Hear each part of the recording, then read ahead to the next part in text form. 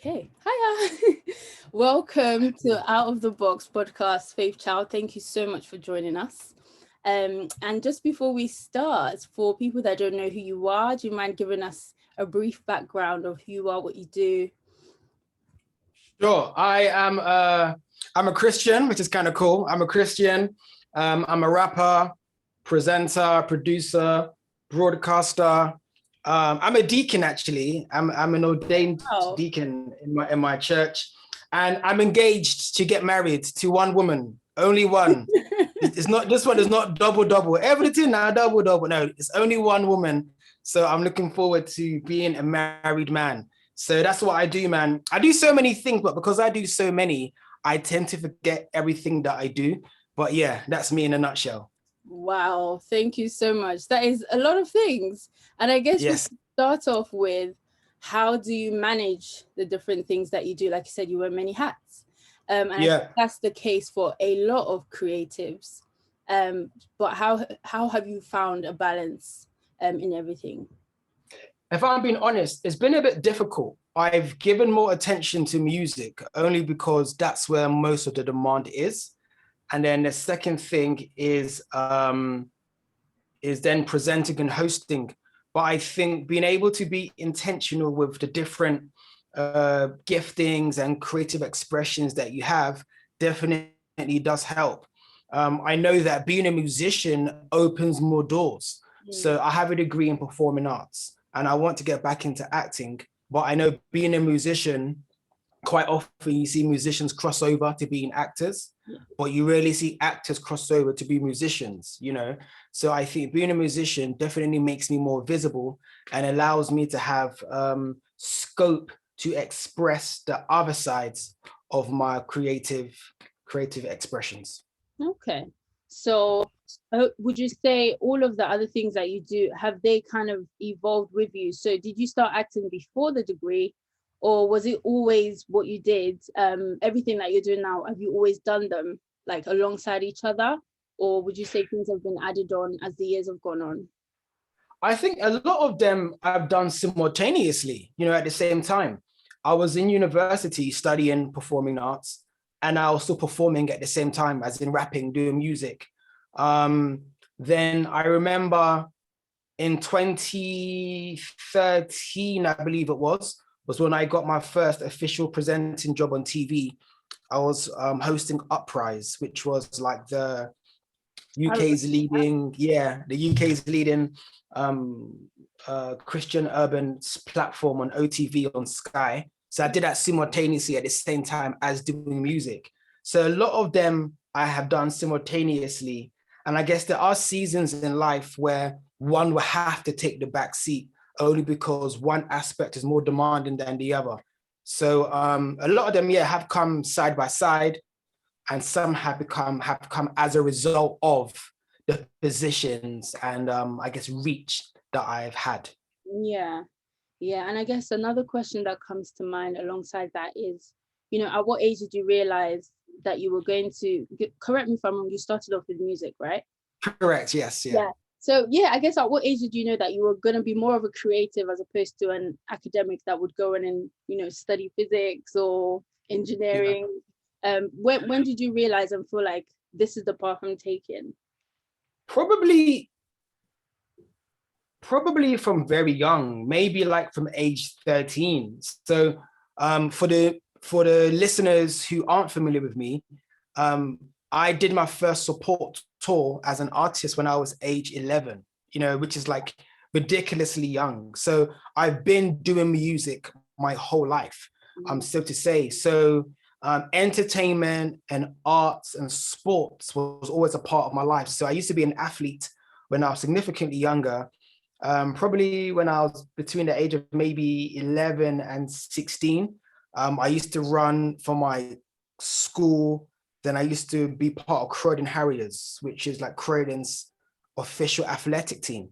So my main thing was like relay. So I used to like be quite fast, etc. So I've known from the beginning that I was either going to be a sportsman or something in entertainment.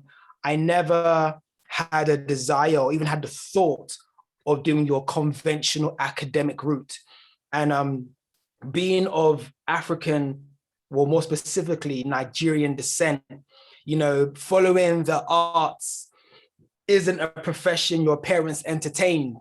Being a Nigerian, there's 4 jobs. Is it lawyer, accountant, engineer? And I think there's one more, doctor. Yeah, doctor. You know, those are the 4 conventional jobs you would take.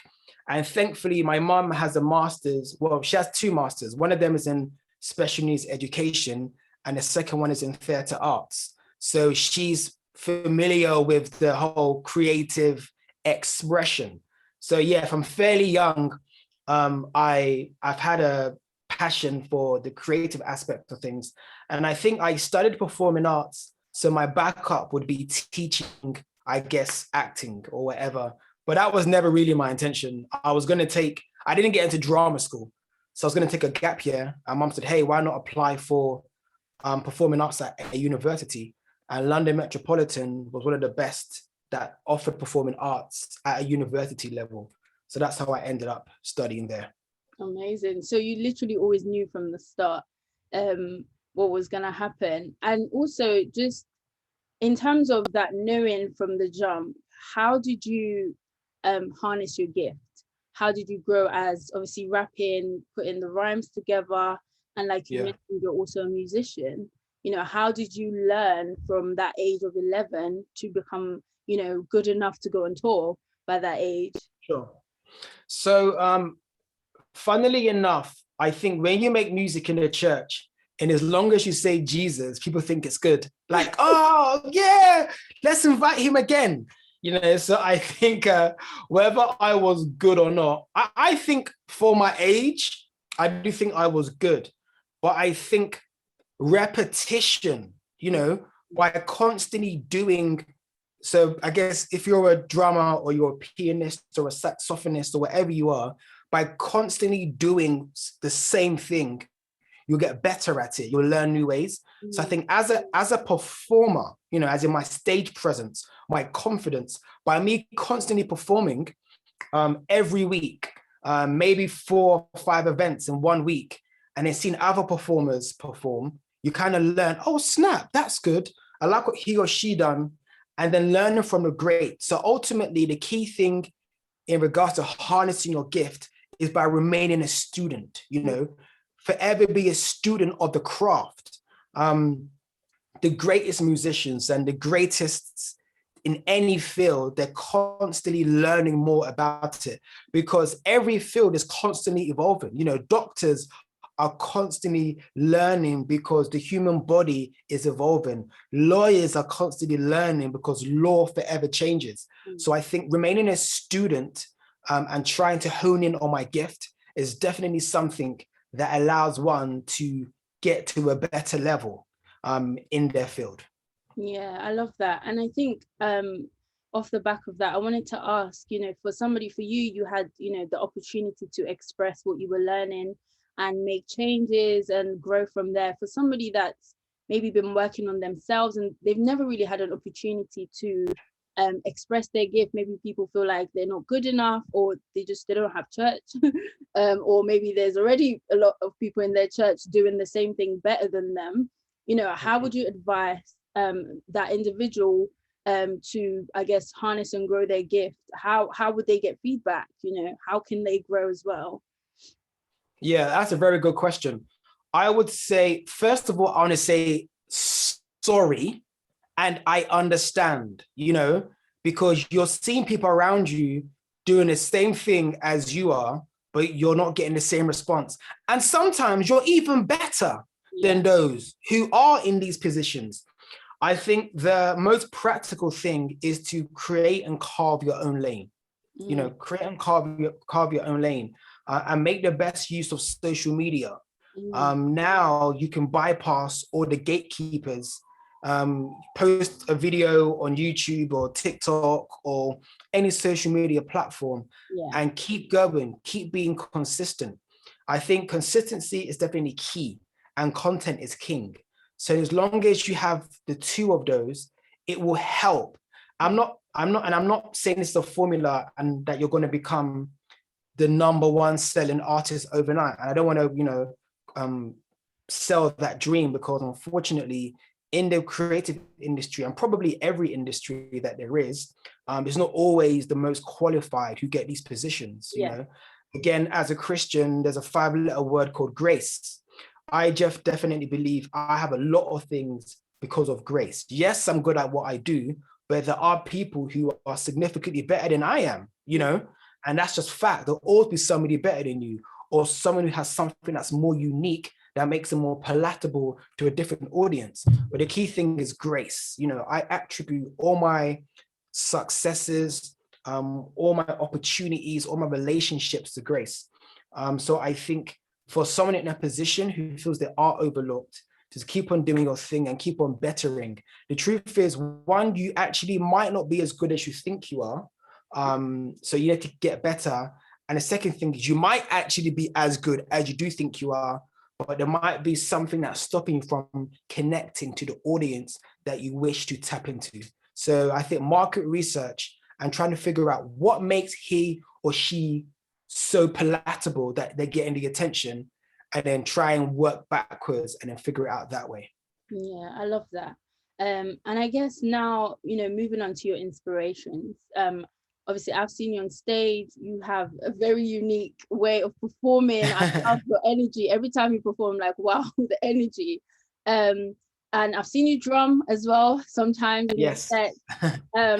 And I just wanted to ask, and I know that something I did notice about your music is quite different instrumentally as well.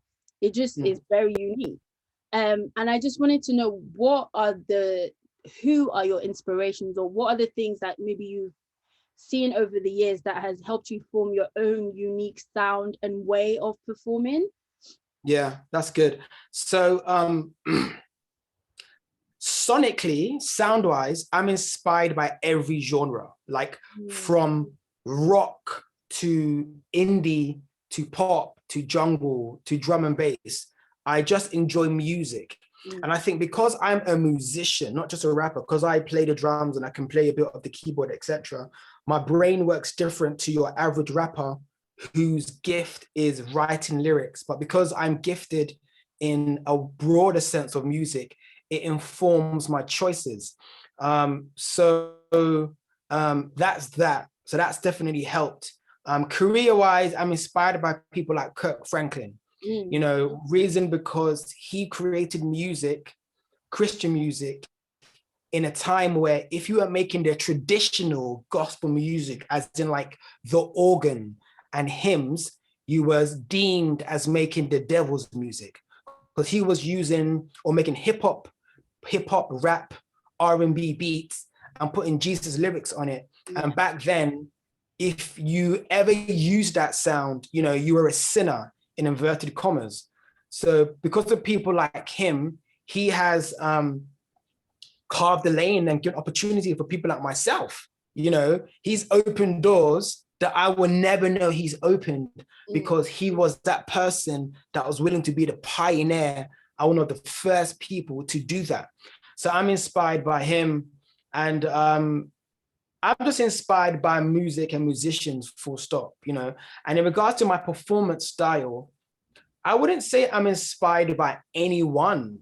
I just enjoy what I do. I think I'm probably my own inspiration, if that's even possible, in regards to how I perform. I just have a good time. And I think any spectator watching, if I can convince them I'm having a good time, then they will believe it. Yeah. You know, any spectator can look and see he or she doesn't look confident. He or she doesn't, you know, they look uncomfortable. But when they see me walk on stage with all my confidence, even though I might not be confident, even though I might have a bit of stage fright because I'm performing to a new audience, as long as I look like I'm confident, the audience will believe that, and eventually the two will marry. Yeah, I love that. That's for somebody right there. I love what you said about Kirk Franklin and him carving out a new sound, because I think people like yourself became more well known in the UK at a time where rap gospel was not around. You know, the likes of yourself, Governor B, I see, I can't remember the rest. I remember Bibles at that time. And I guess I wanted you to, I guess, speak to somebody that feel like they're hearing a new sound right now, you know, for the UK. And they feel like, you know, they could either be a rapper, a singer, whatever they're trying to do. They feel like this is something new. What are some of the things that you felt like you had to overcome, or things that you had to just do to make sure that this new sound you guys or you were hearing, you know, you presented it nonetheless, in, like you said, your own unique way? Mm. The key thing was authenticity. Authenticity in regards to our lyrics and who we were as people, and then excellence when it came to the music itself, you know, and as long as it was a good song, people would like it. Quite often, you know, you hear the beat before you hear the lyrics. Yeah. You know, so if the music instrumentally sounds good, you'll be inclined to listen more. Be like, wow, this is good. And it's quite funny because quite often I'm opportune to perform in non-Christian spaces. Actually, probably about 50% Wow. of my bookings are in non-Christian spaces, whether it's in a club venue or whether it's in a school or something. And it's amazing because they can put my songs alongside any other person in the charts and there's no quality difference. And I remember in 2010 or 11, no, I was still in uni. So 2010 or 11, I opened up for Tiny Temper at one of these shows. And I was introduced as a gospel artist. And after my performance, I went into the crowd to enjoy the rest of the show. And a lady came up to me saying, hey, they said you were gospel. I said, yeah, that doesn't sound like gospel. I said, it is. And she was like, oh, wow. And she was really shocked because when the average non-Christian thinks of gospel music, they think of songs of praise, you know, they think of hymns, they think of Sister Act, but they aren't exposed to the quote unquote urban or pop sound or Christian music. So I think being able to deliver Christian music in a very professional and high standard definitely allowed our message to be received and allowed people to realize that, okay, this boy, this woman, this person is serious about their craft. Let's listen to what they have to say. So professionalism and authenticity definitely allowed and afforded us to be in the positions that we are today and we were in back then. I absolutely love it. I thought that was a well-rounded advice. Thank you so much. And, you know, when you were speaking, this verse that came to mind is your gift will make room for you. And, you know, the fact that you harnessed your gift, you were excellent. Like, you know, when I think of David, Saul was looking for a skilled musician. He wasn't looking for anointing or anything. He was looking for skill, and that made room for him in the palace. So thank you so much. And I guess, you know, in terms of music wise, when should we be expecting something new from yourself? It's been a little while. Oh my gosh, you know what? So last year, 2020, I dropped New Era and Creator of the World. So 2 singles then. But I want to release the album. And I've been saying this for a while now, and I was going to release it last year, but COVID took all my music money away. And like, cause I'm getting married, it's like, okay, do I spend £5,000 to shoot this video and release music?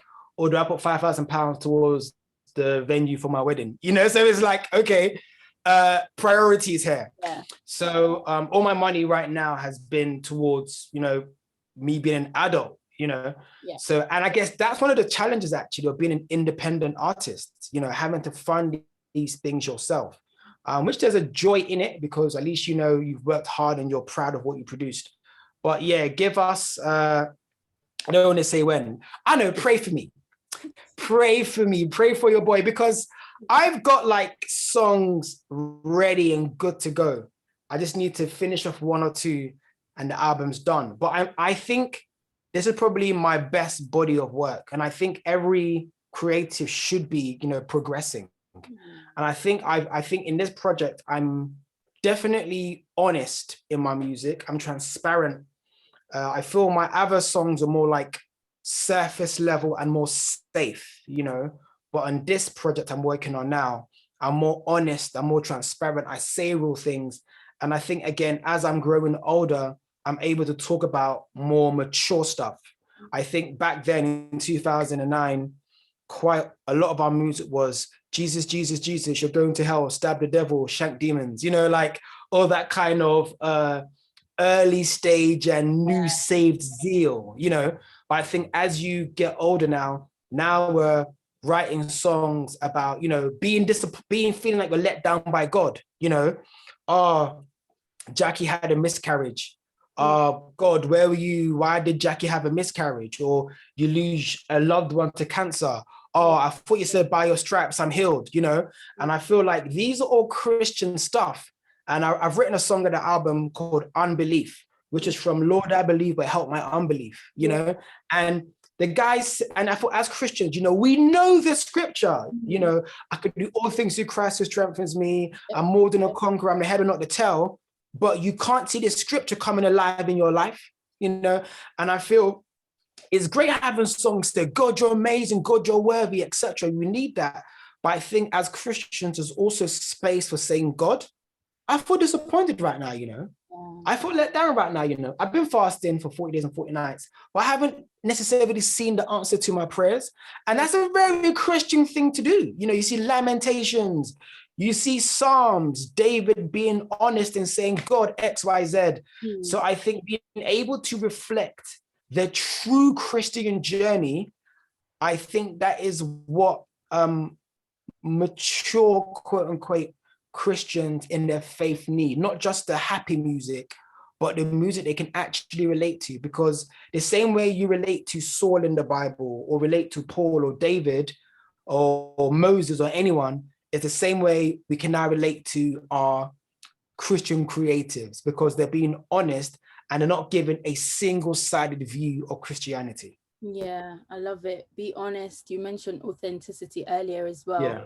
So, always allowing that to flow through our creativity. And I guess I loved just a side question on what you said about being an independent artist. Say for any rappers, upcoming rappers out there that, are looking to maybe be independent, what would be your advice, or what has made it easier for you, or something that nobody told you that you discovered that you would like to say to somebody like that, really? I would say as an independent artist or creative, you need to make sure you have a job. So that way, one, you can pay your bills in general, but two, so you can use your salary to fund your creative expression until your expression gets to a space that it can replace your salary. Do you get what I mean? Some people want to go full throttle. I'm a full-time this. And that works for some, but for the majority, it doesn't, because you might only get, if you're an artist, you might only get one book in a month, depending on how in demand you are. Or if you're a writer, you might only get one commissioned blog post or article, but what's going to carry you over during those times? And I feel, especially, I'm going to talk to rappers now, particularly, as rappers, it's kind of frowned upon, or as a musician, it's frowned upon to have another job or a 9-to-5. But then rappers in the world talk about selling drugs. Selling drugs is their 9-to-5, quote unquote. So they're selling drugs to fund their music projects.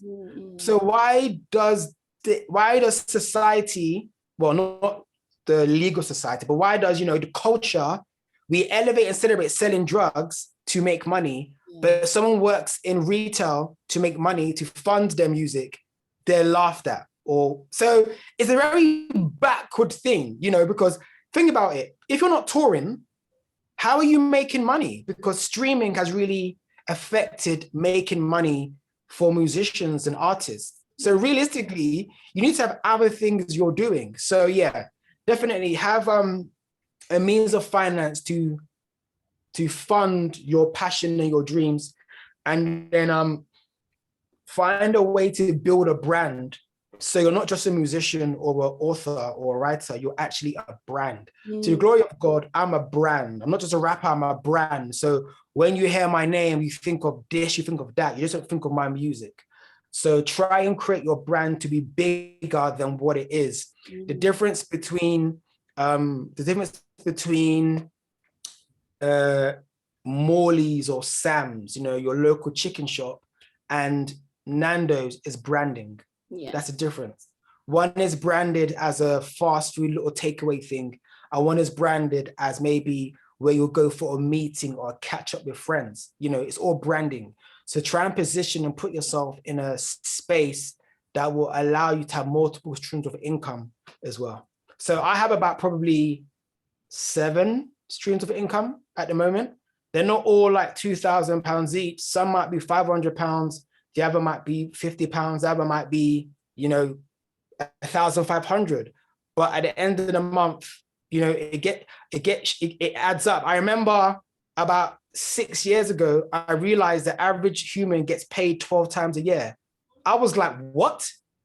My whole life, I've been getting paid every 5 days or so. I've got money coming in from a show or a deposit or royalties or something. Like the average, it blew my mind that the average human gets paid 12 times a year. That's at the end of the month.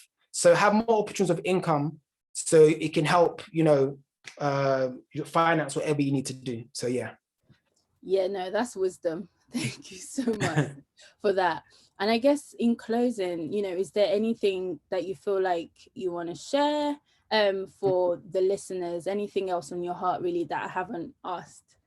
Sure. First thing is make sure you keep supporting this amazing platform primarily, subscribe, follow, share, tell all your friends. And then secondly, as a Christian, allow your faith to shine. Matthew 5:16. Let your light so shine before men that they will see your good works and glorify your Father in heaven. A friend of mine called Michael Omoni said that the world doesn't need poor imitations of themselves. They need more aliens. I thought as Christians, we try to see how close can we get to sin without being burnt. How close can I look like, the Instagram baddie without sinning? How close can I look like a fraud guy without sinning? We just need to just be light, just be like Christ, And also as a creative, not everything you do has to scream Jesus, but Jesus should be there. Meaning, like, if you were to open a restaurant, you don't have to sell communion and unleavened bread and wine. You can serve whatever food you want, but the principles of a Christian must be there. Your hygiene standard, it should be 5. You must pay your staff on time. You must, have a clean place. You must be integral. That is how God is glorified. So when people see you, they're like, rah, how come he or she is so good? Oh yeah, we're Christians. Oh, amazing. In America, there's a restaurant called Chick-fil-A, and they're Christian owned. And they don't open on Sundays because they're Christians. And in certain states, they make more money than McDonald's, who are open 7 days a week. How is it that a restaurant, which is open 6 days a week, is making more money than a restaurant that is $1 billion franchise globally is turning around in 7 days? Now, that is the standard. And in Chick-fil-A, the closing words is your pleasure. They always say, oh, thank you. And then they say, oh, your pleasure. So they're known for their excellence. They're known for their service. So in closing, as a believer, be known for excellence. Jesus spoke in parables. He would go round and round to explain the kingdom of heaven. When he spoke to religious people, he was direct.